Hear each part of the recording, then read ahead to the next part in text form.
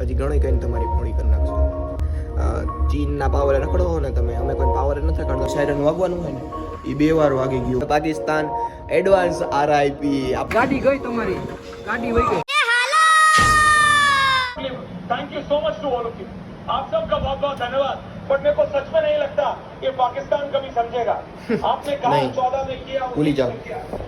હે ગાઈસ, વરસાદ જો ચોખ્ખો તમને દેખાડ્યો. ઓ ભાઈ ભાઈ, આમ જો વરસાદ આવે. અમે રમતા હતા ભાઈ આ ટીકવાનું, આ ઓઇલનું ડબલું ટીકવાનું રમતા હતા ત્યારે, અને જો વરસાદ આવી પડ્યો ભાઈ. ભગવાન કે પ્રિતેશભાઈ હે ને કે ગરમી વાળા થઈ ગયા તો થોડા કિના ઠંડા કરી દો કે હે ડોહીમાં. આ ડોહીમાં ડારિયા બહુ આપે. આ ડોહીમાં મને તો 1 વાર 2 વાર ડારી આપ્યા. કા તમે કેટલી વાર ડારી આપ્યા ડોહીમાં? બસ વયો ગયો છોકરો, નાનો નાનો હોય ને.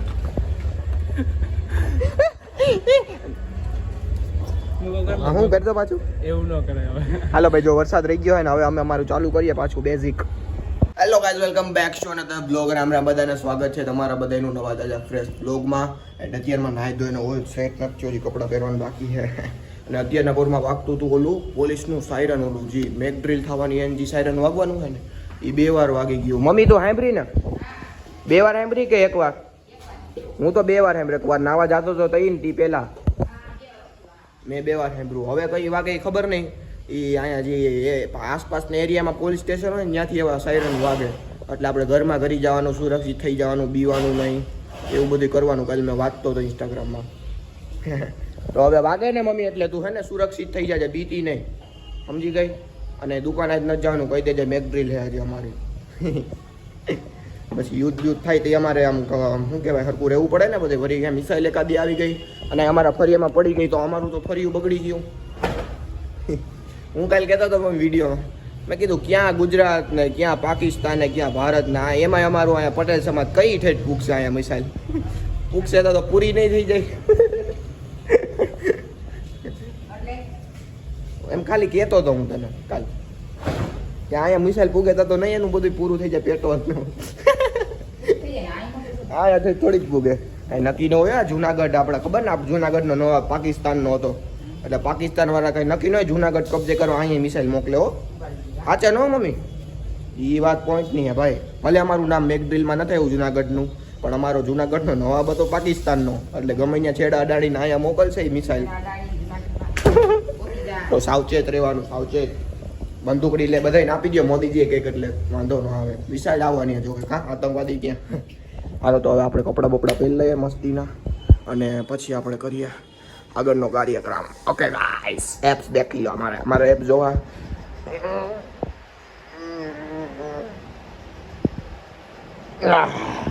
તો guys happy Diwali to my all brothers. હજી મેં હમણાં ઇન્સ્ટાગ્રામ ખોલ્યું અને ભાઈ મોજ આવી ગઈ, ભાઈ મોજ. આપણે ભારતમાં, આપણા ભારતે ભાઈ બીજાના દેશમાં જઈને, એટલે કે પાકિસ્તાન ખાલિસ્તાનના દેશમાં જઈને ફોડા બોમ્બ. તો ભાઈ આપણી બીજી દિવાળી આવી જાય. દિવસ યાદ રાખજો, આજના દિવસે આપણે બધા ફટાકિયા ફોડશું. તો એ તો થઈ ગયો ભાઈ. પાકિસ્તાનીમાં ખરેખર અકલ તો નથી, ખબર પડી ગયો. અહીંયા આપણે ભારતમાં એ હાલતું હતું કે મોક ડ્રીલ્સ થાય 7 એપ્રિલ, એની બદલે તો ભારતે તો હાઈ જ હમલો કરી દીધો પાકિસ્તાન ઉપર. ઓલા બધે તૈયારી કરતા હતા, પોરવી દીધું. અને શું કે પાકિસ્તાન શું કરતા રીલ કેવી એવી ખબર હે? પાકિસ્તાનીઓ ઉઠ જાઓ સવેરા હો ગયા એમ કરીને પડે ઓરી રોકેટ બૂમ. 100 જેટલા પાકિસ્તાનીઓ મરી ગયા. એનું મને હજી દુઃખ નથી, કારણ કે અમારા જે 30 લોકોને માર્યા ને એના બદલામાં એ કાંઈ નથી. 100 લોકો. અમારા ભાગવત ગીતામાં એક સાર હે, યુદ્ધ ઈજ વીરનું પ્રમાણ હે. એટલે એક ભારત એક વીરોનો દેશ છે, વીર સપૂતોનો દેશ છે, કે જેમાં ભાઈ એ દેશ માટે જાન દઈ દે લોકો. અને ભાઈ એના હારે જો તમે છેડખાની કરો તો ભાઈ પછી યુદ્ધ જ કલ્યાણ. અમારા ભારત દેશનો એક નિયમ છે કે યુદ્ધ જ કલ્યાણ. ભાગવત ગીતામાં બધે યુદ્ધ જ કલ્યાણ એ એક અમારો શું કહેવાય સૂત્ર છે ને હજી ભારતનું. એ સૂત્ર જો વરસાદે આવી ગયો કે ભાઈ મજા આવે.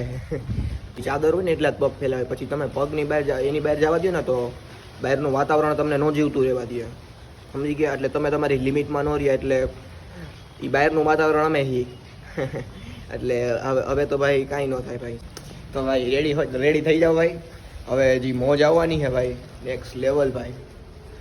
પાકિસ્તાનીઓ જો કે આપણો પાકિસ્તાનથી કોઈ બ્લોગ જોતો નથી. આ તો ભાઈ ઇન કેસ યુટ્યુબનું એલ્ગોરિધમ ગમે ત્યાં પુગાડી દે.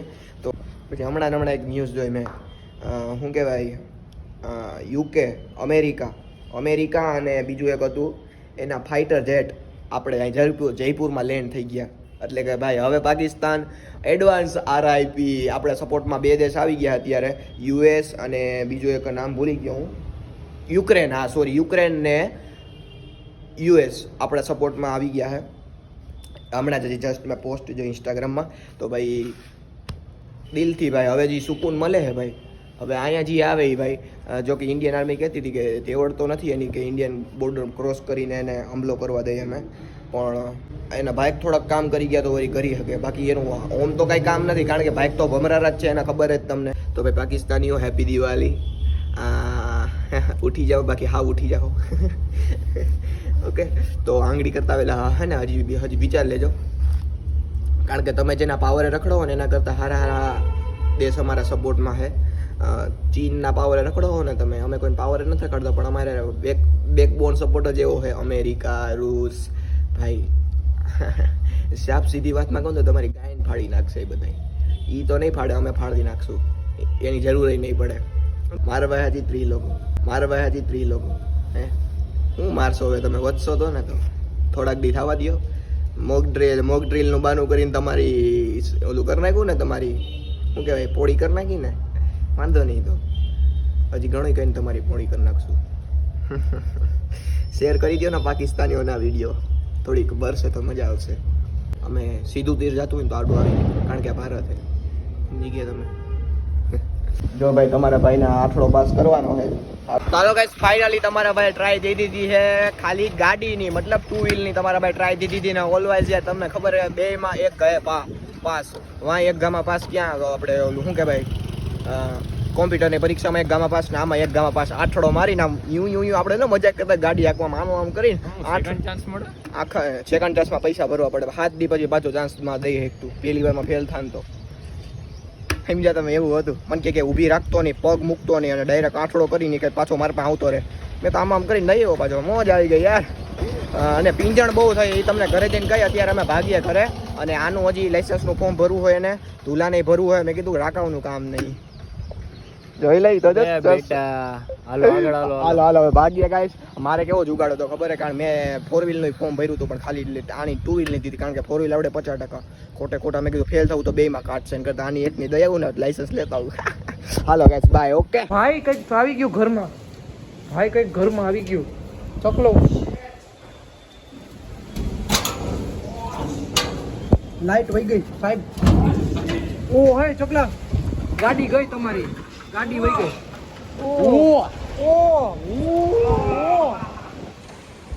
વરસાદી માહોલ.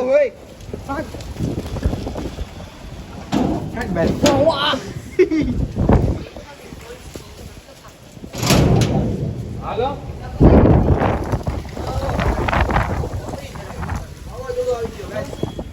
કેવું વાવાઝોડું આવી ગયું યાર.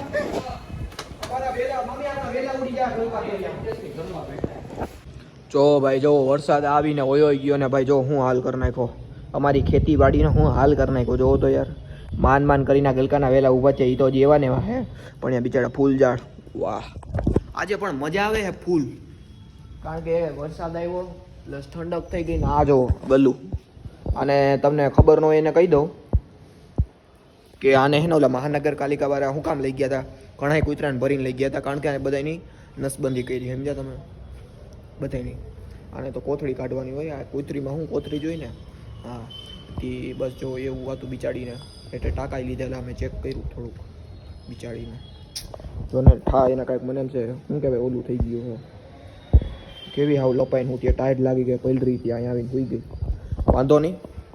તો આપણે ચકલાનું ફરતા હતા, ઓલું ઓનલાઈન ફોર્મ ભરતા હતા લાઇસન્સનું. તમારો ભાઈ તો પાસ થઈ ગયો, તો મૌલિક કે હવે હું ભરી દઉં. એની કંઈક 19 તારીખે ઓનલાઈન એક્ઝામની કાં ડેટ છે. ભાઈ આ જો ચાલુ વરસાદે આ માથેથી કોઈ પડ્યું હે ભાઈ. એમ કહેવાય કે અમારા ભાઈ ઘરે કહેવાય કે અમે કોઈ ઊભા નહોતા, બાકી આ કોકના માથામાં હોત તો માથું ફાડી નાખે ખરેખર. લે ગાઈસ, વાવાઝોડાની અસર અમારા એરિયામાં પહેલી વાર થઈ. આમ જો ઝાડવું પડી ગયું એકાદું. હે આ છોકરાઓ રમવાની પતે ઠોકે આવા ઝાડવા તૂટી ગયા ને આમાં ઓહો હો ઓય શેટ લે ભાઈ વાવાઝોડાની કહે ચકલો કે વાવાઝોડું તો આવતું રહી આપણે તો કે ઠંડકની મોજ લેવાની ચકલો કે આજે મને ઓયોમાં મળી જાય તો એડમિશન તો મજા આવી જાય સોરી યુનિવર્સિટી કઈ તારે એડમિશન હું બાપી નાખ્યું મેં લે ભાઈ ક્લાઉડ્સ ફ્રી થઈ ગયા હવે જો અંધારું જ નથી એકદમ ફ્રી થઈ ગયા ક્લાઉડ્સ ચામકામાં હજી વરસાદે